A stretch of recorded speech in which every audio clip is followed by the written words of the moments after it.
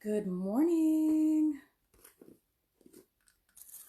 Just realized I did not have my earpiece on.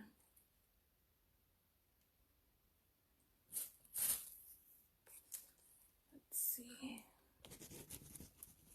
What side is it?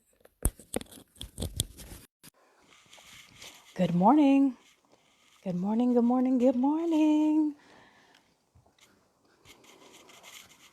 How is everybody doing on this beautiful, beautiful, happy Friday? Another day of life for me to get it right. And for you. Oh, believe that. And for you too. Today I'm so excited because we will be starting chapter 3 in our The Power of Intention. And chapter 3 is entitled Connecting to Intention.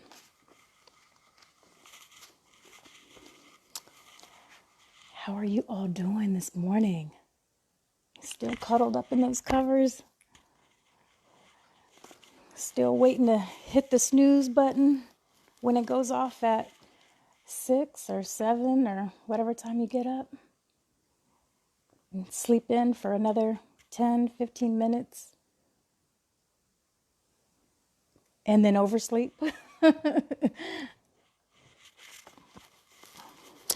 So yesterday, I talked a little bit about, before we had gotten started into the book yesterday morning, we talked a little bit about just stopping and slowing down and taking a moment when you open your eyes to show an appreciation of gratitude and thankfulness that you woke up another day.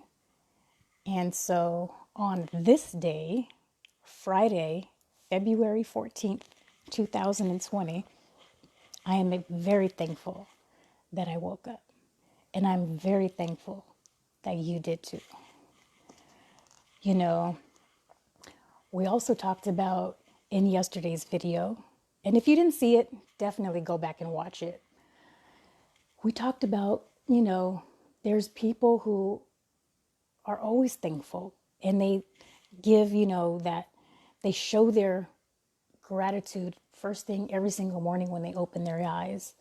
However, on yesterday and on this day, there are people all around the world that did not get that opportunity on this day.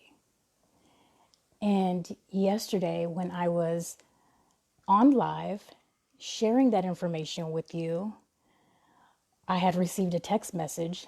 And of course, I didn't get a chance to look at it until after I was done with my video. But a friend of mine's mother had passed away in that moment. And so, again, you know, life is precious. It's not guaranteed. We're not promised tomorrow. And I know that many of us already know that, but we really, really take it for granted. We automatically assume and think that tomorrow is going to be here or even an hour from now. I mean, look at all of the accidents we run into just on the way to work in the morning, on the way back home. I mean, tragedy strikes at any given time. Things occur, unforeseen circumstances befall us all. And so just be thankful. Take a moment, just to know that on right now in this very moment, somebody around the world, many people around the world did not wake up. And then also there's many people around the world in this very moment that are now grieving the loss of somebody that they loved. Could have been their mother, their father, their brother, their sister, their auntie, their uncle, their best friend, their children. Just keep that in mind this morning. It's very, very important just to take 2 moments of your morning when you open your eyes and just say, thank you. Because we don't know what the rest of our day has in store for us. We just don't know that. But on this day and in this moment, right now, it is 4:17 a.m. on Friday, the 14th of 2020, I woke up. I am alive.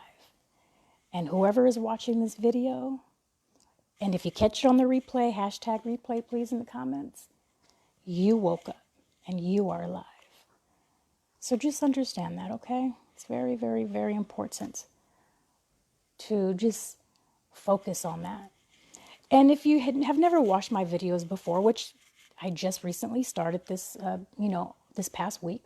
So this is my fifth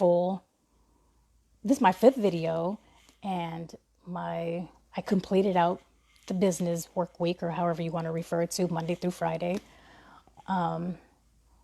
So yeah, this is, it's something new for me and to me. I'm still learning. I don't always know what to say when I come on right away.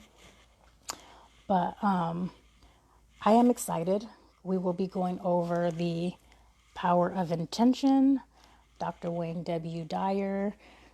And this group is for the people that actually are up. They get up early. They like to plan their day. They like to take time out for themselves before they have to be out into the world. And this is just part of my personal routine. I do this every day, whether I'm on live or sharing with anybody or not. This is just one part of what I do in my miracle morning and my power hour. This is just reading this information, this book, and feeding my mind, and learning and growing and taking on challenges and dealing with new experiences. It's just one thing that I do every single morning.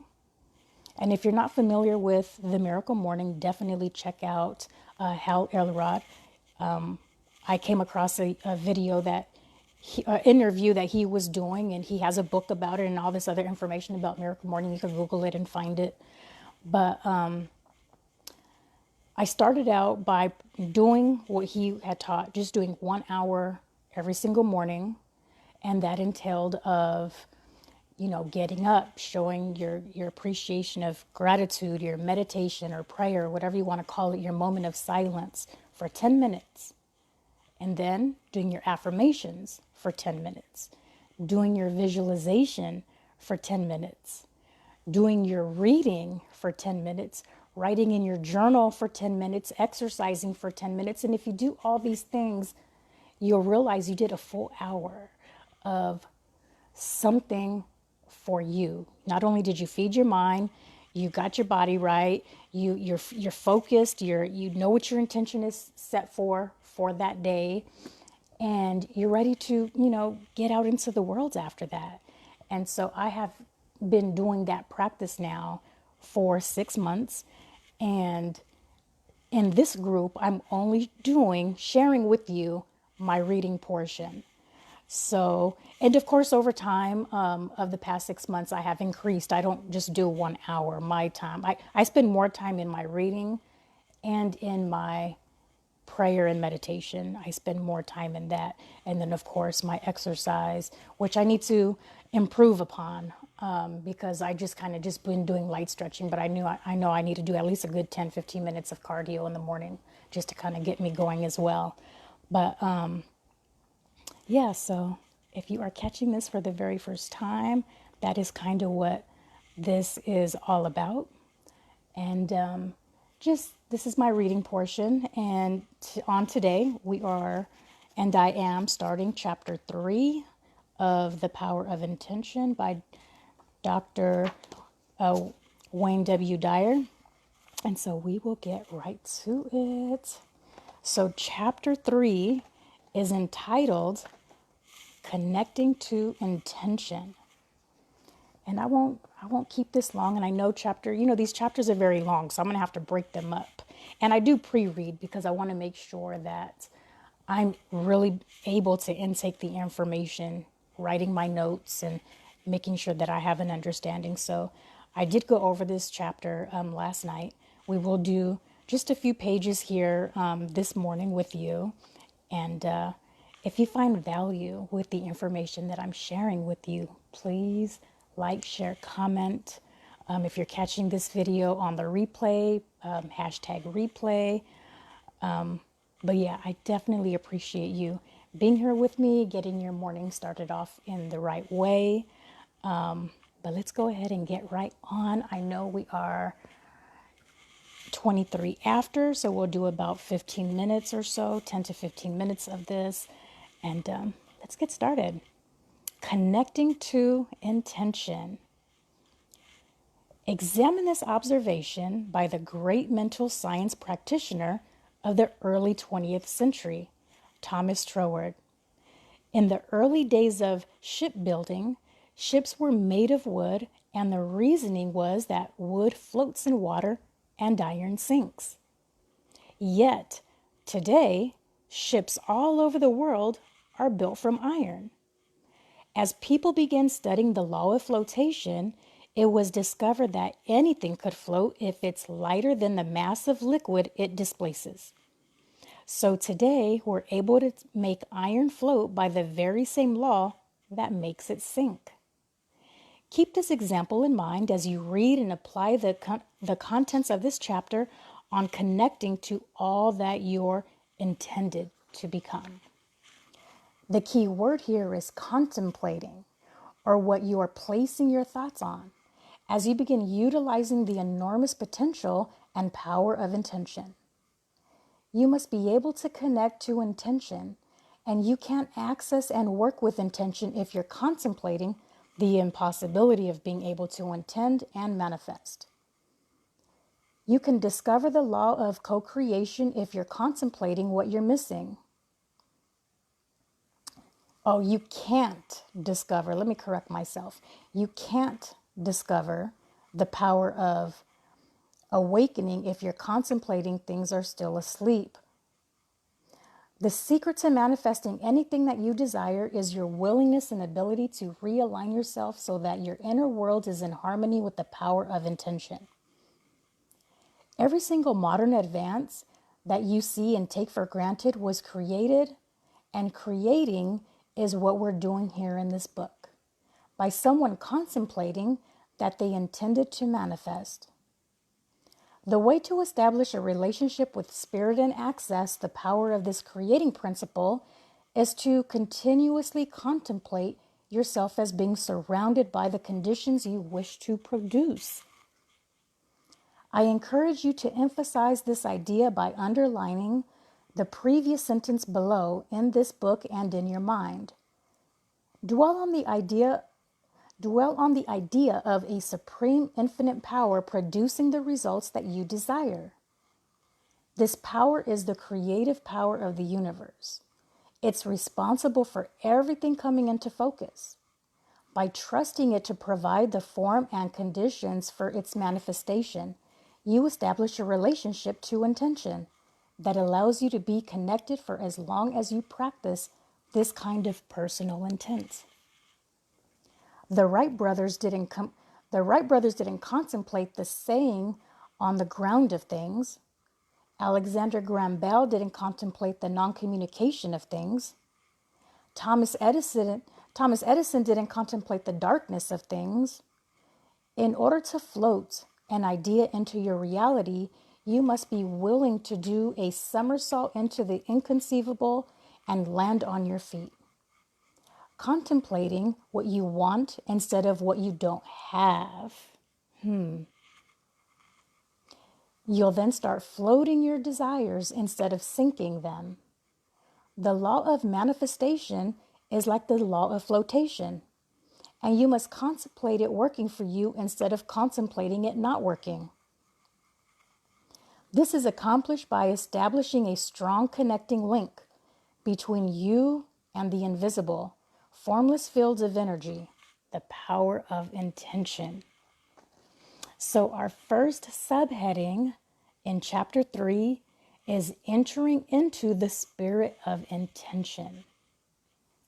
Whatever you intend to create in your life involves generating the same life-giving quality that brings everything into existence. The spirit of anything, the quality that allows it to come into the world of form, is true as a general principle, So why not activate it within you? The power of intention simply awaits your ability to make the connection. We've already established that intention isn't material substance with measurable physical qualities. As an example of this, think of an artist. Their creations aren't merely a function of the quality of the paint, brush, canvas, or any combination of materials they use.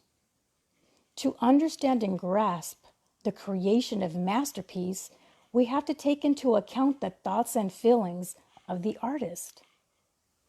We must know and enter into the movement of creative mind of the artist in order to understand the creation process. The artist creates something out of nothing. Without the thoughts, the feeling, and the feelings of the artist, there would be no art. It's their particular creative mind in contemplation that links to intention to give birth to what we call an artistic creation. This is how the power of intention worked in creating you. Someone new, entirely unique, someone out of nothing. Reproducing this in yourself means encountering the creative impulse and knowing that the power of intention is reaching for the realization of all that it feels and all that it expressing itself as you. What you're feeling is a function of how you're thinking, what you're contemplating, and how your inner speech is being formulated. If you can tap into the feelings of the power of intention, you'd sense that it's ever increasing and confident on itself because it's a formative power so infallible that it never misses its mark. It's always creating and increasing. The forward movement of spirit is given. The power of intention yearns toward fuller expressions of life, just as the artist's feelings pour out in their fuller expressions of his or her ideas and thoughts. Feelings are clues about your destiny and potential, and they're seeking the full expression of life through you. How do you enter into the spirit of intention, which all about feelings express life? You can nurture it by conditioning ongoing acceptance of the infallible spirit law of increase being a part of your life. We saw it through our imaginary capacity to see higher vibrations, and we hear it in the voice given to it by spiritual masters through the ages. It's everywhere. It wants to express life. It's pure love in action. It's confident. And guess what? You are it, but you've forgotten. You need to simply trust your ability to cheerfully rely upon spirit to express itself through you and for you. Your task is to contemplate the energies of life, love, beauty, and kindness.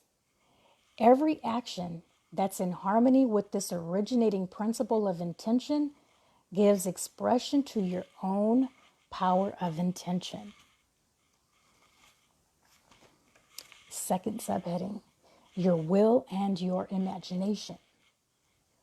There's no disputing the existence of your free will. You're a being with a mind capable of making choices. Indeed, you're in a continuous state of deliberate choice making during your life. This isn't about free will versus predetermined destiny, but look carefully on how you've chosen to rely on your ability to your will, to yourself toward whatever you desire. Intention in this book isn't about having a strong desire and backing it up with a pit bull kind of determination. Having a strong will and being filled with resolve to accomplish inner goals is asking ego to be the guiding force in your life. It will do this thing. It will never be stupid. I will never give up. These are admirable traits, but they won't reconnect you to intention. Your willpower is so much less effective than your imagination, which is your link to the power of intention. Imagination is the movement of the universal mind within you. Your imagination creates the inner picture that allows you to participate in the act of creation. It's the invisible connecting link to manifesting your own destiny. Try to imagine yourself doing something that your imagination doesn't want you to do. Your will is the ego part of you that believes you're separate from others, separate from what you'd like to accomplish or have, and separate from God. It also believes that your acquisitions, achievements, and accolades. This ego will want you to constantly acquire evidence of your importance. It pushes you toward providing your superiority and acquiring things you're willing to chase after with hyper dedication and resolve. On the other hand, your imagination is a concept of spirit within you. It's the God within you.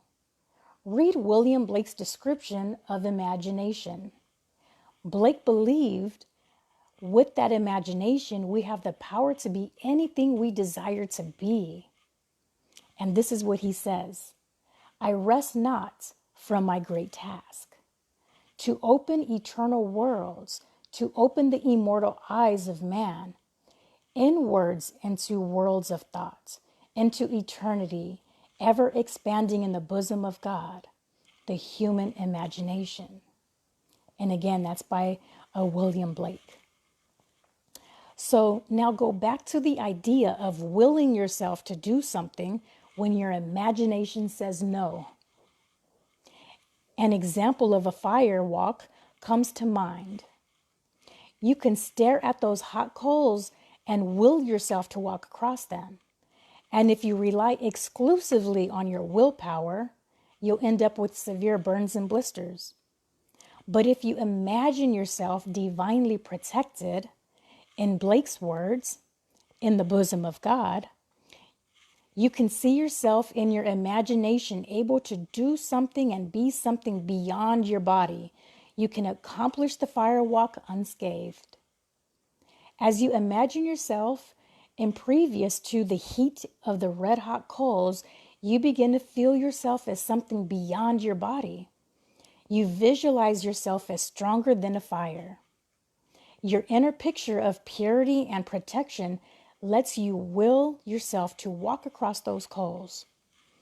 It's your imagination that allows you to be safe. Without it, you'd be scorched. So we are going to stop right here, and we will continue on tomorrow. I didn't want to take up too much of your time this morning.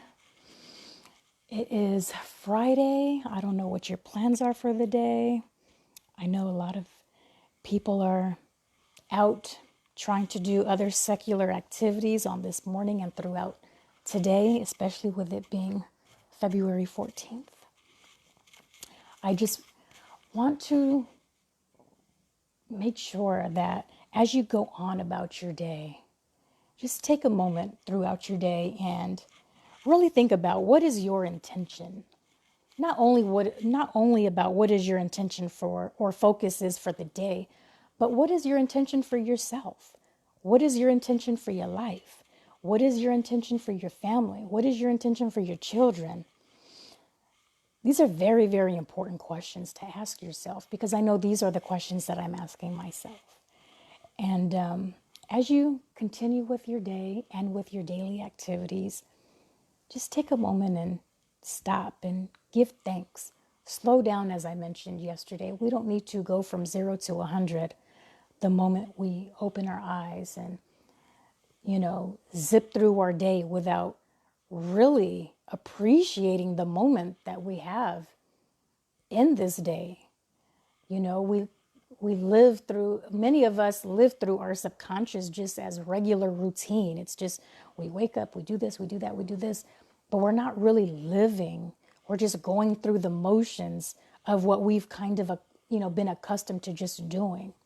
But when you're able to stop and just take in, whether it's raining in your area like it was yesterday, and I don't even know what the weather's like today. So maybe it's going to rain today.